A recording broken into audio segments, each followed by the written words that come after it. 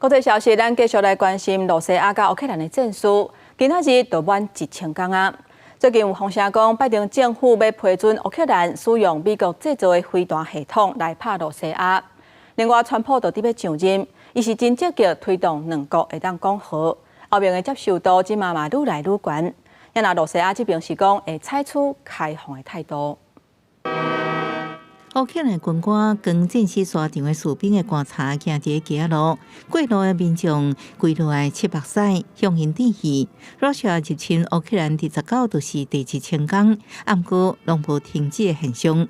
当地居民讲，乌克兰至少有12000个居民伫这场战争当中死亡，而且医疗设施遭到2000多摆攻击，至少200万民体受损，就连基础设施也遭到严重的破坏。65% of Ukraine's own energy production capacities has been destroyed.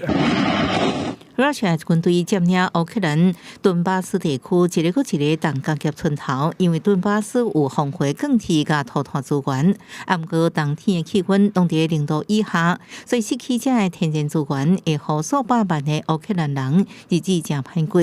最近，奉请拜登政府第一摆批准乌克兰使用美制飞弹回敬罗西亚，不过乌克兰总统泽伦斯基间低调回应，无经过宣布。罗西亚驻心机关克里夏斯是警告美国启动恐惊引起第3摆世界大战。Сьогодні багато в медіа говорять про те, що ми отримали дозвіл на відповідні дії. Але удари завдають не словами. Такі речі не анонсують. Ракети самі. 根据华尔街第10来报道，美国大选进前，乌克兰的欧洲盟国捌对川普团队承诺会加速协商，后这两个谈判感觉烦恼。不过情势改变，欧洲盟国接受度愈来愈悬。另外14，墨西哥驻联合国大使也讲，对结束战争的谈判采取开放的态度。不过前提也是要以罗西亚政府对这场战争的军事评估做优先考虑。公视新闻新竹报报道。